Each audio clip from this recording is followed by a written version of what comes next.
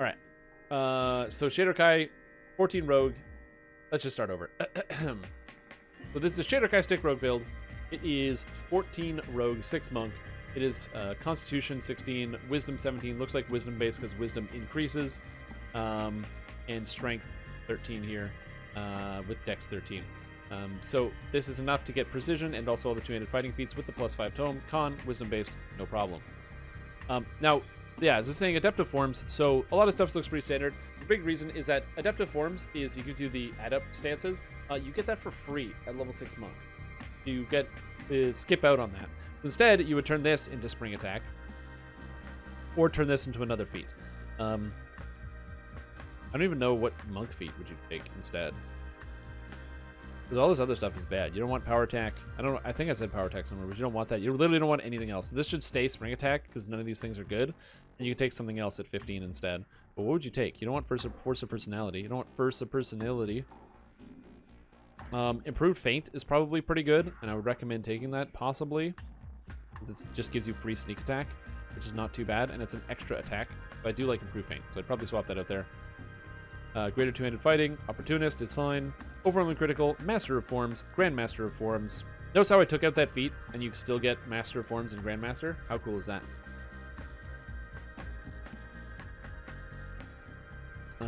So that's sweet.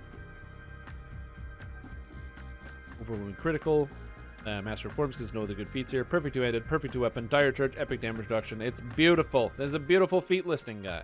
I really like it. Great job, Matus. It's beautiful. I like it. Let's move on to the next part of the build, which is Enhancement Tree. This is a Falconry build. A little bit of Henshin Mystic, a little bit of Thief Acro.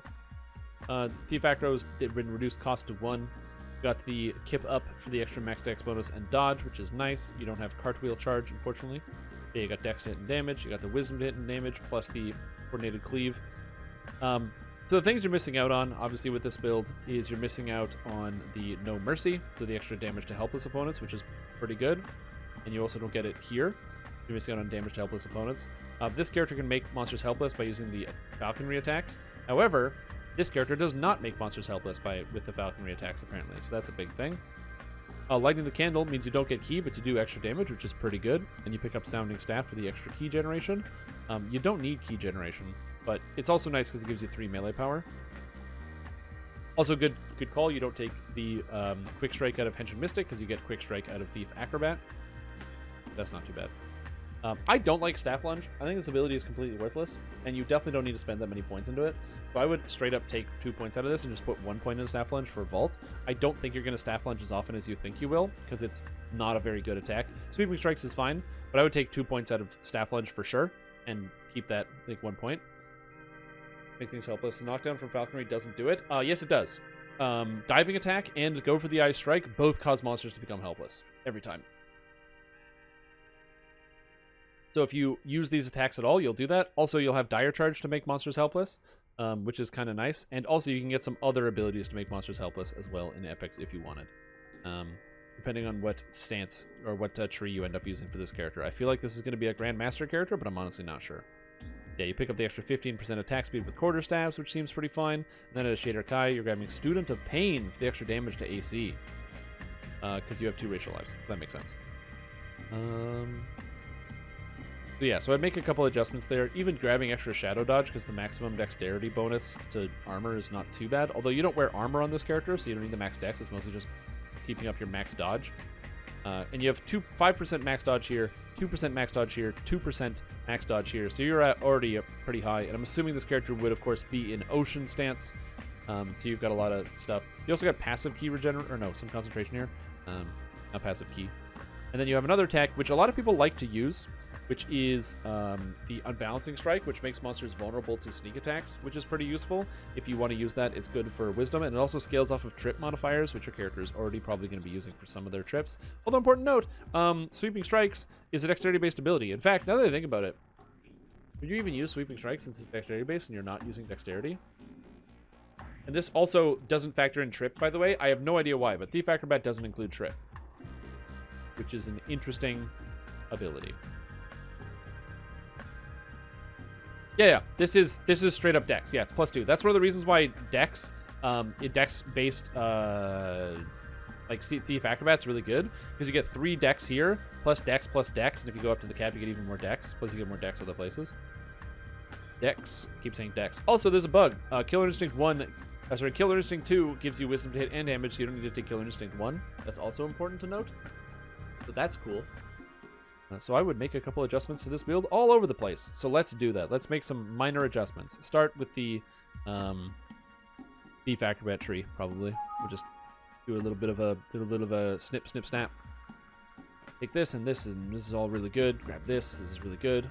This is really good. You're gonna grab 3 points here, 1 point here, point here. You're gonna go up to the next tier. How do you do that? You can grab Strike Through if you want. You grab Attacks Boost. Oh yeah, Haste Boost. That's the best action boost in the entire tree. Grab here, grab this there, grab that. Seems pretty good. You have basically everything you had before. You can grab extra Strike Through if you want. Take the Thief Road not for rogue levels. Yeah, exactly. You can't make it up there. It's really good because you have extra double strike while tumbling, plus the or extra double strike, which is not bad. Or not double strike. Oh, it is double strike. Yeah, it's 20%. That's cool. I thought it was Strike Through. So you can do that. Grab some extra points. It's pretty much the same tree. You just drop 2 points out of sweeping strikes, 2 points out of staff lunge, so you save 4 more points.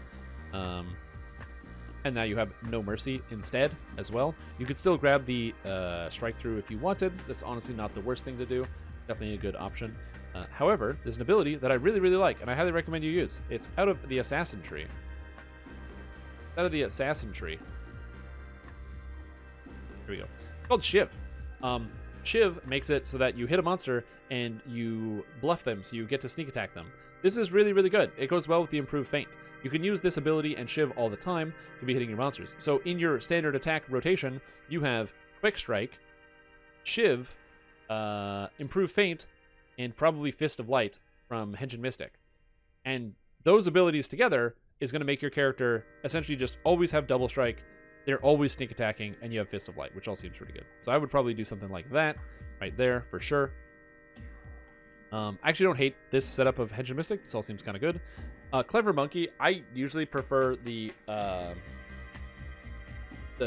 turtle, the extra health and concentration. But that's just me. But everything else in this tree is perfectly fine. And then Falconry, I would change a couple things here. Reset the tree. Yes, I would like to reset the tree. One, I don't know what bird you picked. Yeah, PRR is fine if you want. The Healing Amp is fine. This, you can grab the extra Wisdom because it's Wisdom right out there. This is fine. But I would take these 2 different attacks. Diving Strike. Again, important note, this is bugged. Killer Instinct gives you Killer Instinct 1. So this does the same thing. Prereq also to apply vulnerability to bosses. Yeah, that makes sense. Grab the conditioning here. And you had points in meticulous weaponry to prevent your weapon from breaking. That seems fine. And then, of course, grabbing Deadly Instinct again, Exposed Weakness, and Coordinated Strikes. So I actually really like Exposed Weakness in this build. It gives you Fortification, which is nice. Very, very potent and useful. That's pretty much it. I don't think there's anything else I would change about this character. All this seems pretty good here. Again, it was a bit of a tweak, just changing up some of the points here, changing up some of the points here. So now you have the Go for the Eye Strike if you want to make monsters helpless, or if you don't. You can basically just even use these as you're walking in. Both the Diving Strike and the Go for the Eyes both make monsters helpless. Important note, Coordinated Cleave does not make monsters helpless. It does not do that, okay? So keep that in mind. It's just these 2. Sweet. So here we go. Let's move on to the next thing. Epic Destiny. This character does not have an Epic Destiny? What? Exciting. So what Epic Destiny are you going to be leveling in? Honestly, that's a tough call. There's a lot of really good ones out there. I would say the 2 that I would choose the most, Grandmaster gives you a lot of passives and also some actives. However, important to note that the actives up here add a lot of extra things to click, and depending on how many things you like to be clicking, like if you want to have Everything is Nothing and Scattering Petals and Drifting Lotus, that gives you more attacks. That also gives you more attacks, which you may not want. Dreadnought here is actually what I was going to recommend. The reason is he gives you extra action boost, which is good. You can keep your haste up 100% of the time, which feels really good on this type of character. You grab the extra con, which is nice, and you get the pulverizer, which again is very good. As far as actual twists with this character build, if you actually have the 29 fate points here, then we're going to do the classic Classic Twistorino over here. No, I don't want this. Oh, it froze? Okay, good. Good, I love that. I love when that freezes. The classic Twistorino. Grab yourself everyone's favorite twist from Fate Singer. Is that Marshall Hymn? Hey, it's better than a capstone. It's the Marshall list of hymns. Let's crack that one in there. Marshall Hymn. And then after that, you have a couple good options. If you want an extra attack that is a cleave, you can go into Fury and pick up Boulder's Might, which is a sweet attack. If you want to pick that up, that one's not too bad. You could also go into Shadow Dancer and grab the Meld into Darkness feat. Very, very potent. Basically makes you immune to damage. I'm a big fan of this one. So you can grab that as well. And of course, for your tier 1 twists, again, as I said, Boulder's Might. The entire program just freezes up, and I have no idea why. Boulder's Might, grab Dance of Flowers.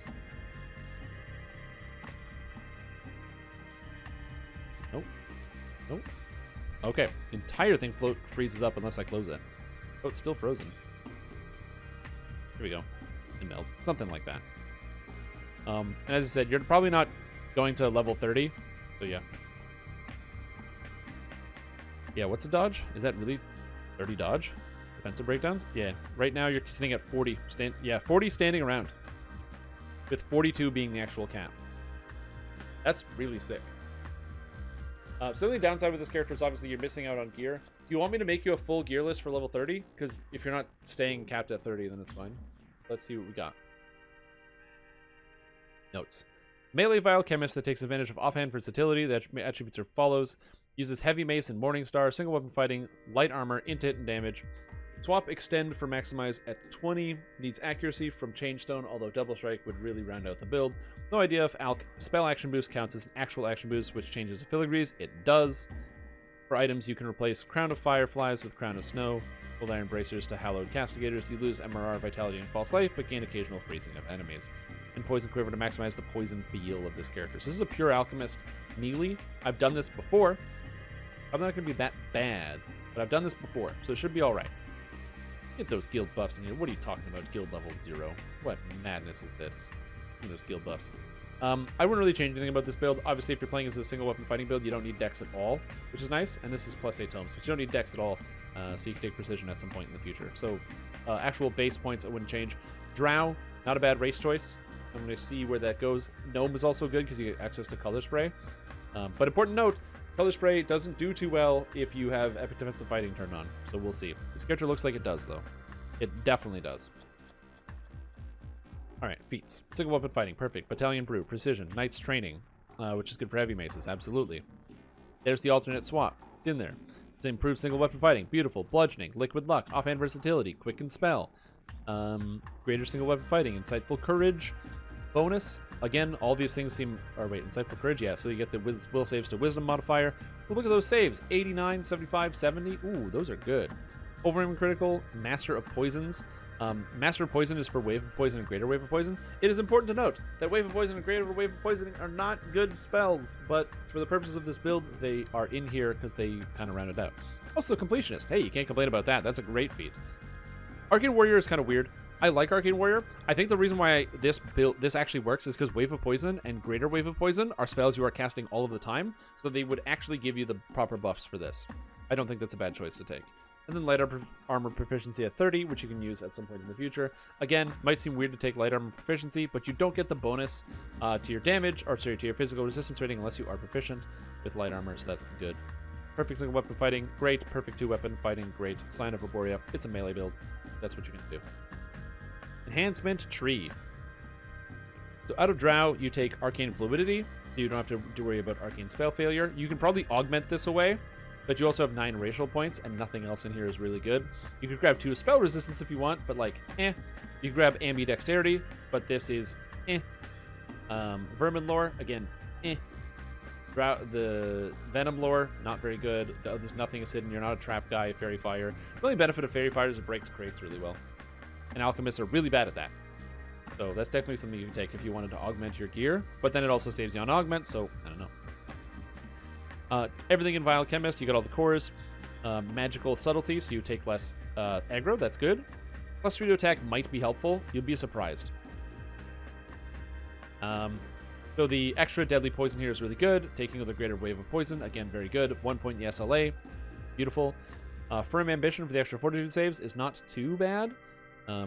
You also take Stone of the Savant for extra magical resistance rating, which again, not very bad. That's actually pretty good. I would definitely take that over Stone of the Subliminal. Blur is cool, but you keep yourself displaced 100% of the time, so you actually don't need to worry about any of those other stats.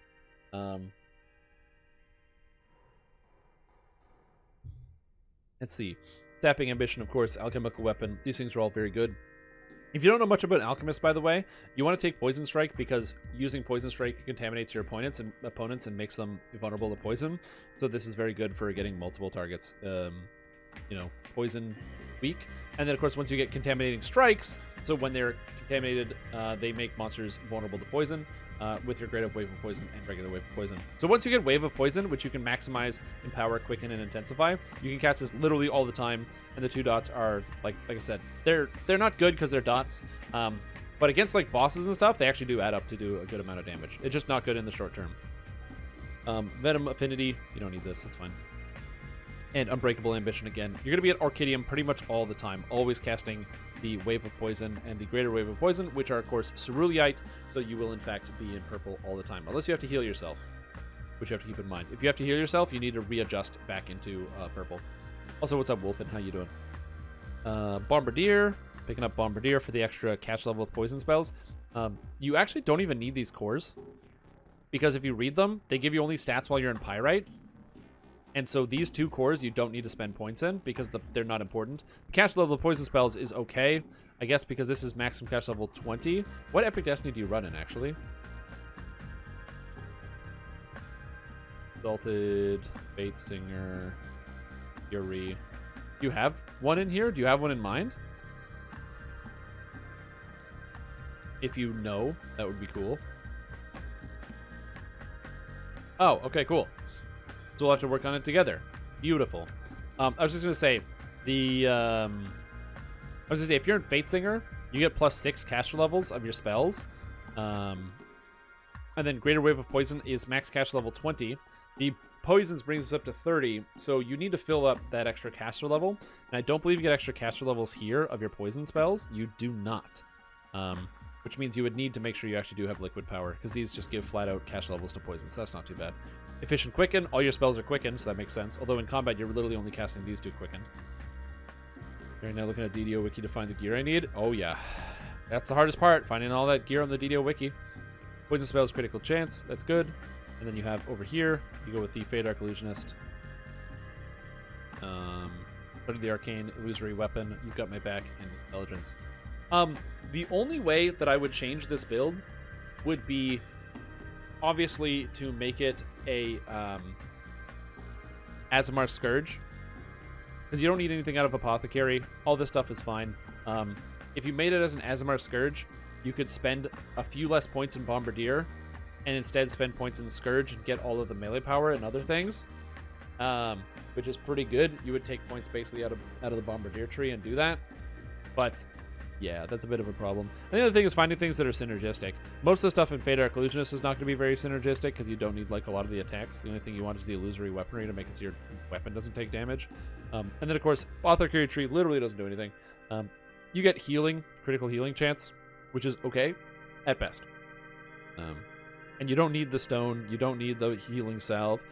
Soothing poultices, like all of this stuff is not very good for the character that you're playing. So Apothecary Tree is kind of like a waste of a tree here. Although I'm assuming since it's a flavorful build, you probably don't want to TR into this long term, so you probably don't want to play as an Aasimar Scourge, but if you did, that would be an option. So you would take a bunch of points out of Bombardier and go up and get the extra +1 multi with weapons, as well as get being good aligned, so that way your weapons counted as being good aligned as well, and the extra double strike among other things. It would be a lot more powerful than it is right now, but that's neither here nor there. Yeah, you kind of took everything as I imagine you would probably take it. So you don't need Pyrite Reaction, you don't need Swift Ambition. Yeah, it's all pretty good. I literally can't change any of this. Like, you're as efficient as you possibly can. You're grabbing intelligence. Your character's grabbing, what, friggin' 12 intelligence from the enhancement tree. That's already a lot. Like, yeah, you're in the clear here. And then, yes, I would recommend, of course, taking the beautiful Fate Singer when given the option. You don't need strength or charisma in this build, which makes it really weird. So you grab Harmonic Chord, Bound Fate, Grim Fate, plus Rain. You grab the +3 to all saves, which is not too bad. Marshal Him because it's Marshal Him, and then you grab all of the good stuff up here. Of course, taking Extend because you're swapping it out, and then Intensify. So yeah, this is all pretty good. The only other option that you could take if you wanted instead of this would be to go Dreadnought, because Dreadnought gives you +1 insight bonus, critical threat, range, and bludgeoning weapons, which again, not too bad. It's pretty good. And then you would also get the ability to work with action boosts. But it's important to note with Dreadnought that for prowess and also Dreadnought, using your bottle boosts does count as an action boost for these effects. It does work.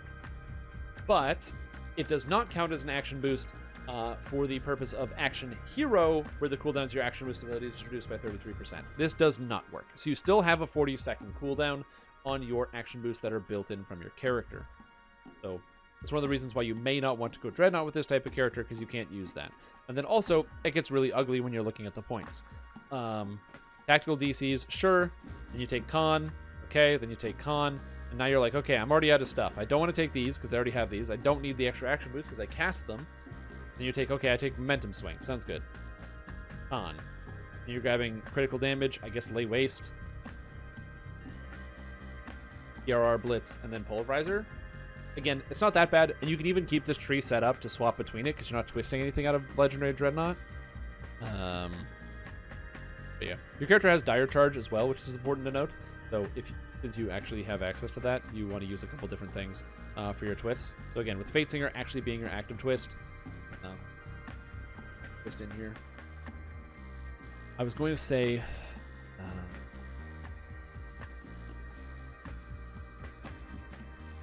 oh, I didn't even get tier 0. Okay, cool.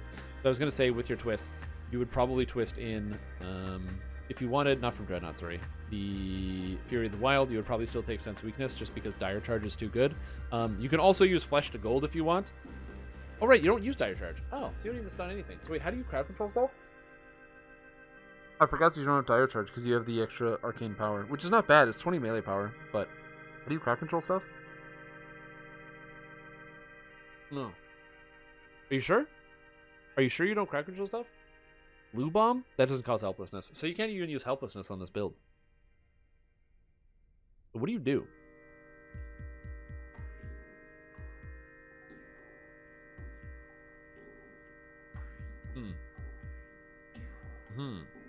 Yeah, what do you do?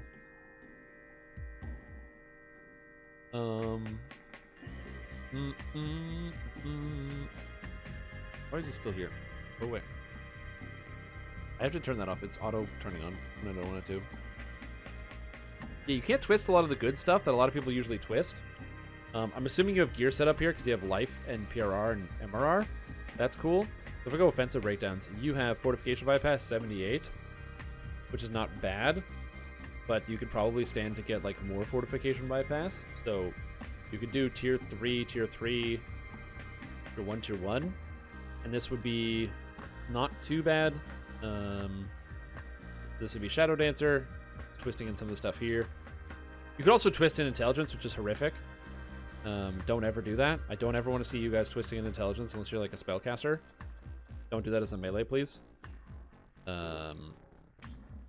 You would be doing Meld into Darkness, Grim Precision, Rejuve Cocoon, and Dance of Flowers. And you may say, why would you want Rejuve Cocoon if you're an Alchemist? You have Healing Admixture. The reason is because, number one, you can quicken this, and you can't quicken that. And number two, this doesn't break your purple, your Orchidium, so you can just Rejuvenation Cocoon when you're out of combat, which is really nice. So you don't have to deal with that problem.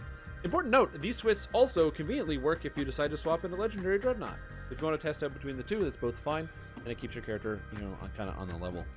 Let's take a look at items. How did you actually build out the item set here? So, of course, you're using the Everstorm, which is, I think, probably the best heavy mace in terms of a one-hander. There's also the Hellstroke, which gives double strike, which is pretty good. It's definitely something to consider. This one is keen, though, so it's got higher base damage. The Vorpaling from Overwhelming Shadows doesn't matter. But you do get it, and you Vorpal twice as often, which is pretty good. So keep that in mind. And then, of course, it has the Utter Disintegration proc, which is not too bad. Yeah, I don't really love the Lamplighter. Wherever it is. Okay, the Light Mace. Light Mace. Oh, Morningstar. Damn it. Why do they do that? Yeah, the Lamplighter is also pretty good. It's got fetters, which is nice. If you can't stack vulnerability, it's really good to have. But, like, I believe you stack vulnerability with your abilities, right? I'm pretty sure that's how that works. Contaminate strikes. When you strike a contaminated enemy, they get 1 stack of vulnerability. Yeah, so you don't need it. So it's better to just use the Everstorm, which is good. So this character looks like Winter set. So we have Deep Snow plus Cold Iron plus Autumn plus Cloak. You have these here. The Cloak. I don't think you need the freezing effect, although the freezing effect is nice since you're constantly casting spells in this character build, which is pretty sick. Celestial Sapphire for Con 21 because your character is using the Tinker goggles. Using the Tinker set or just the goggles? No, just the goggles. You have the Changestone, of course, set up. And, of course, the Quiver of Poison. You need the Quiver of Poison for theming. This is the most essential part of the build. I love use of Stygian Wrath here. The extra negative lore is good, and the Nullification, because that's all going to stack in and come together. And the Ring of Falls Decay is really weird, because it gives you the Void Lore and the Nullification. Again, stats that you actually need on this character. And again, with the with the Autumn Leaves, this actually gives you some extra universal spell power. It's a shame you don't have a third Autumn item in here, but instead getting 2 Summer items. However, the 2 Summer items gives you Fortification bonus to Magic Resistance rating, which is pretty good. How is your Magic Resistance rating 160? Do you have Nihilstals? You have Nihilstals. You sneaky guy, you. You've got Nihilstals in here. I can see it before my eyes. I'm just not looking at it with my eyes. Oh, and you have Shattered Device. That's also kind of interesting. So, you don't need Nihilstals in this build. You have 100 Magical Resistance rating cap, which is probably fine. If you wanted to get more damage, I would put Prowess in here, because Prowess is very good if you wanted to go in for damage more than anything else. Again, this isn't saying Nihilstals is bad. Obviously, getting all this MRR is really powerful. But Prowess is also really good. So that's definitely a good option if you wanted to pick up some more damage. Especially considering you have more than enough magic resistance rating. Crown of Fireflies is not too bad because it gives Insightful Sheltering plus the Healing Lore and the Devotion. And then you get to pick up Magical Sheltering from Autumn Leaves. So you're pretty much already at the cap as well. You know if 120 was enough? Oh, 100%. Oh, yeah, you're at 120 is the cap, right? Oh, yeah, 120 is way more than enough. Especially considering you have Evasion, too. Reincarnation cash before TR? That's funny. So, yeah. So I would axe all of this, which keeps you at 120, which is more than enough, and replace this with the old Prowess. Attack and damage. Prowess, critical. Give me that Prowess MRR. Ooh, give me that Prowess melee power and that Prowess PRR, baby. Unfortunately, there's no Poisoner's Filigree, which would be cool. So that's why you have this Arrogance here. If there was a Poisoner thing, that would be sick.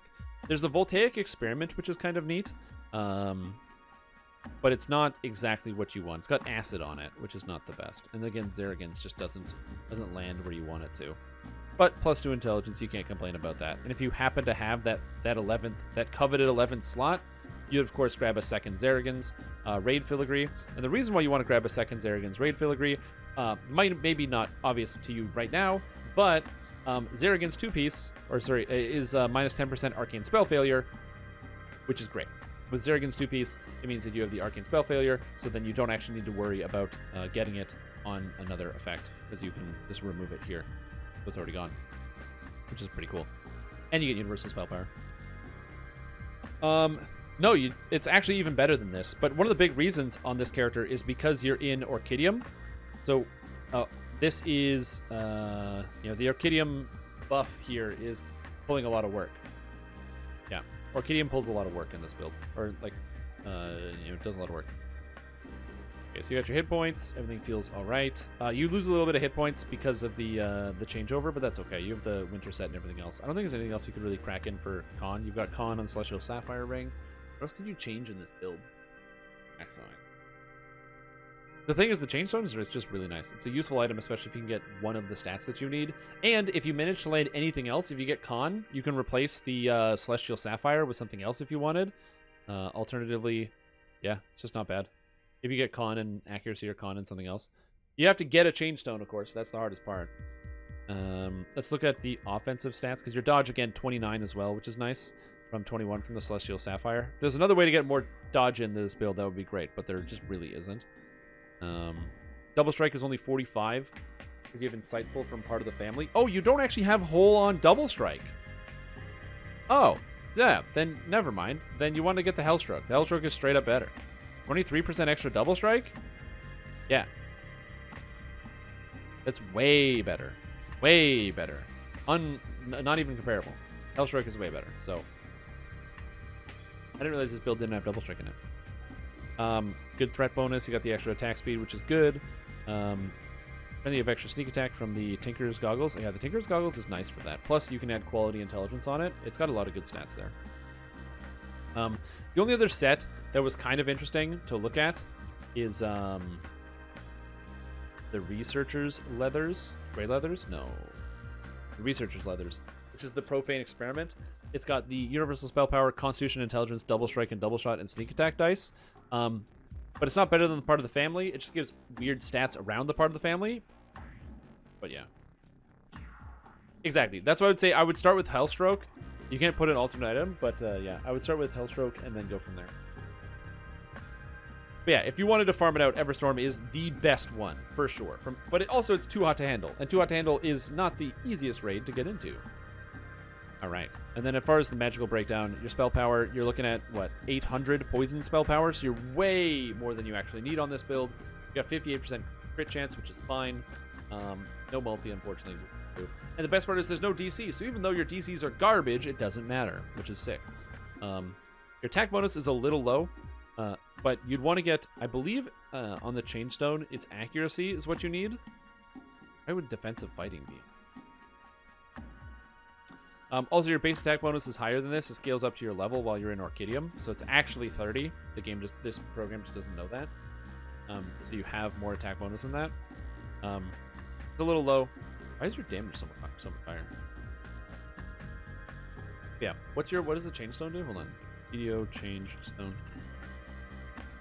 Changestone. It's double shot or accuracy. Yeah, I would say probably getting accuracy on a Changestone would be better.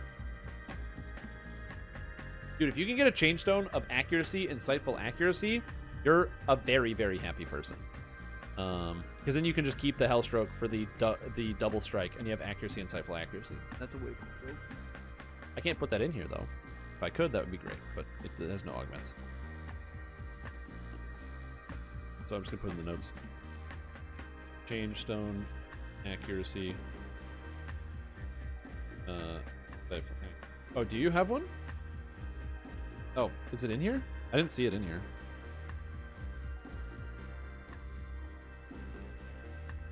Oh yeah, it's just not showing up in the list.